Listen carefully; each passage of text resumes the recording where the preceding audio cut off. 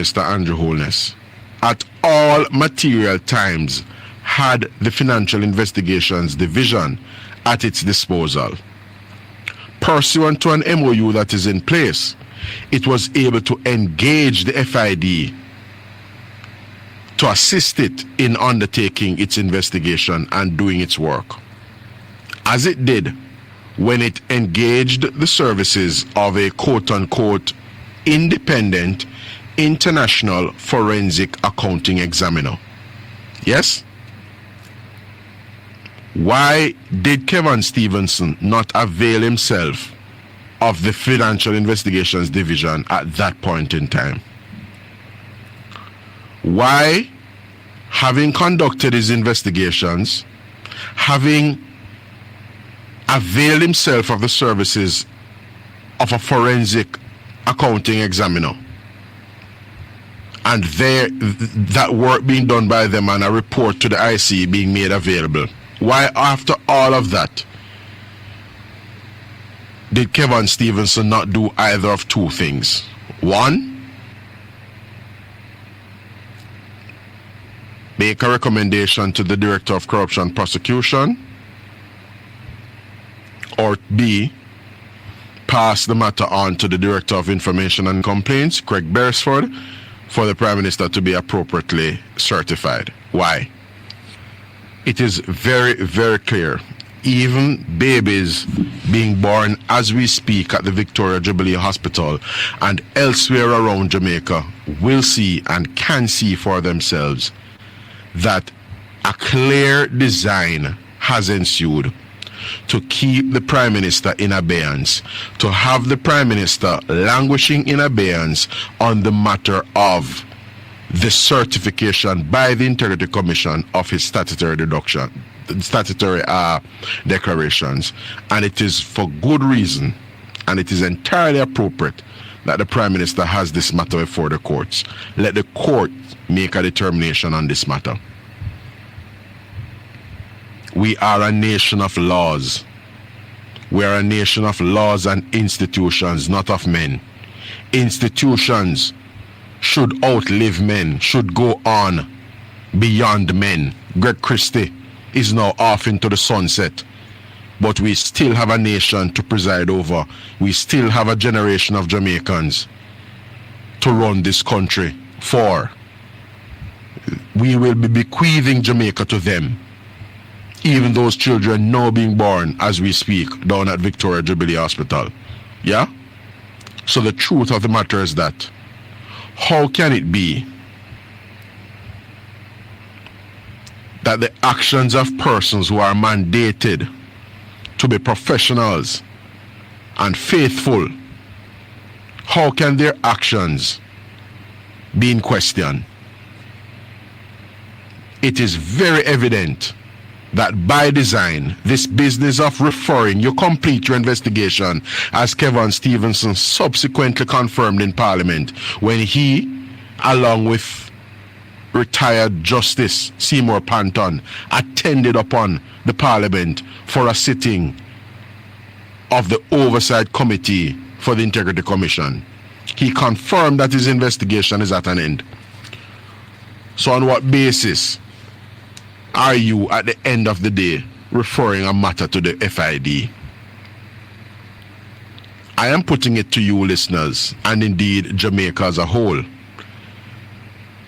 that it is quite suggestive of and quite indicative of an agenda and an effort on the part of Kevin Stevenson at the IC to cause the Prime Minister to languish in abeyance,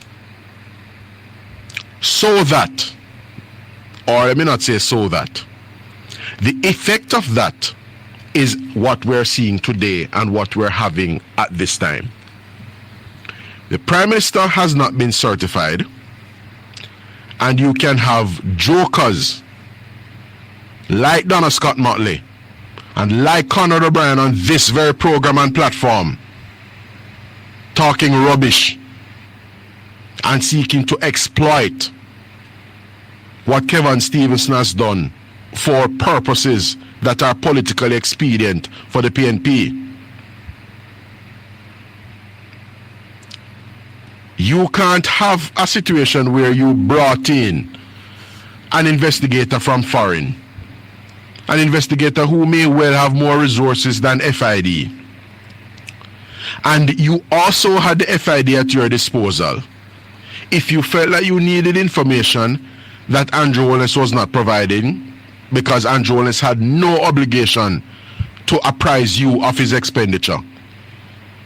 If the Prime Minister spends on a vacation in Bali, or spends on, we call it, a podiatrist, whatever he expends his money on, that's his business. The Integrity Commission has no jurisdiction over the man's expenditure. You have jurisdiction over his assets, his liabilities, and of course, his income. His personal expenses is none of your business, Kevin Stevenson. And his lawyers instructed him, or not instructed rather, advised him appropriately to not furnish the Integrity Commission with those details. So if you wanted to commandeer and get from the financial system detail as to which club the Prime Minister go, which liquor him buy, and so on, then you go through the FID and do that. You had the FID at your disposal. But what did you do? You kept the Prime Minister languishing in abeyance so that clowns like Conor O'Brien and jokers like Donna Scott Motley and others, especially Mark Golding, otherwise described as Marky G by Conor O'Brien, who has a deficiency in speaking the English language. A clear deficiency. Butchering words, bastardizing the English language, and is here making a fool of himself presenting a program on national radio.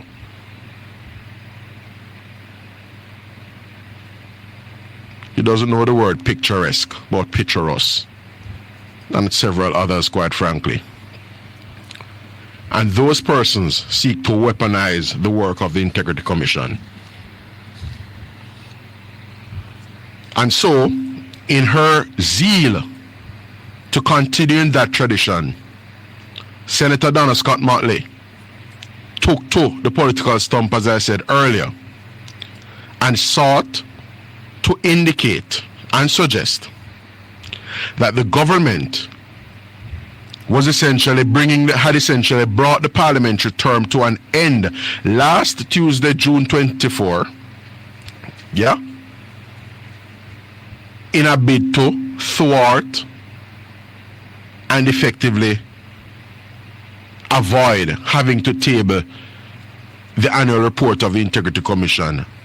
That was a blatant falsehood.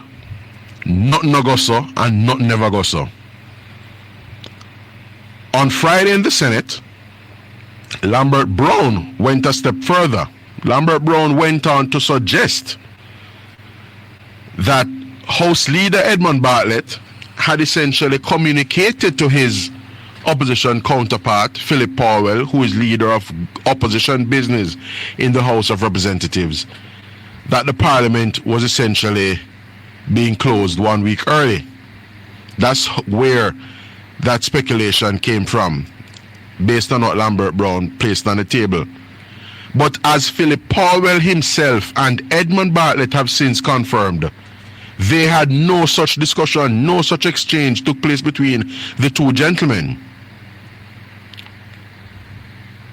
What actually transpired between Ed Bartlett and Lambert Brown is that Edmund Bartlett indicated to Lambert Brown that the sectoral debate, which was going on and had been going on for several weeks in the Parliament, was being concluded a week early. Not that Parliament itself was being ended a week early. It was the sectoral debate that reference was being made to. But because they want to jump to certain conclusions and exploit for political purposes, for vulgar and despicable political purposes,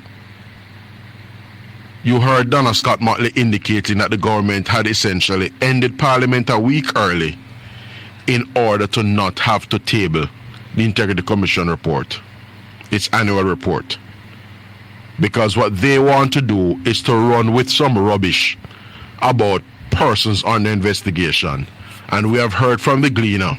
The Gleaner has indicated, not the Gleaner rather, the Observer, if memory serves me correctly, had indicated some months ago that there were, 5 PNP members who were under investigation by the IC.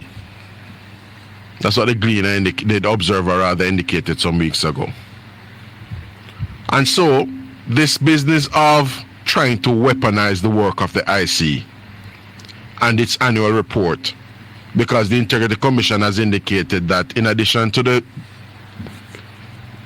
investigations that it had been handling, there are 2 other parliamentarians and I believe a senator. I will not even comment as to whether that senator is me. I think the answer to that is very, very obvious. But I will not aid and abet this nonsense going on. Because the truth of the matter is that the Integrity Commission's laws were fashioned deliberately to preserve people's reputation. Because in the Jamaican context, as we saw with the Office of the Contractor General of old, if you have a situation in which a person's name gets called or there's an indication that they're under investigation, automatically that person is deprived of their good name. And as we have seen by virtue of the IC's own acknowledgement, that there are investigations that may not result or amount to anything. An investigation, listeners, is precisely that, an investigation. But we have to be practical at the same time. Because in the Jamaican context, especially in a politically charged environment, an investigation will be taken automatically to constitute something quite damning and egregious. We know how it is in Jamaica. If your name called upon something, or if you're being investigated for something, even if it no go so, in Jamaica, we have a way of saying, if it no go so, it near so, and therefore irreparable damage is done to a person. Why should I, as a senator, suffer irreparable damage because of an investigation? You spend your entire life building your reputation, and in one fell swoop, that good name and reputation to which you are entitled as a subject of Jamaican law, you should be divested of it in one fell swoop by the stroke of Kevin Stevenson's pen at the IC. And their actions there at the IC leave much to be desired and raises considerable questions. For example, how come Ronnie Lawrence started to operate as acting director of corruption prosecution and the GG wasn't even so apprised, and Ronnie Lawrence wasn't so sworn? He wasn't sworn by the GG so to do, yet he commenced operations as acting director of corruption prosecution. The Integrity Commission leaves much to be desired. So those who want to view them as sacred cows for their political expedient purposes, we see through you and we know what you're about. Yeah? As Mota Baruka would say, we know where you're up to. I should perhaps come back to that track from Mota Baruka on the other side of this break. Stay with us here on Straight Up.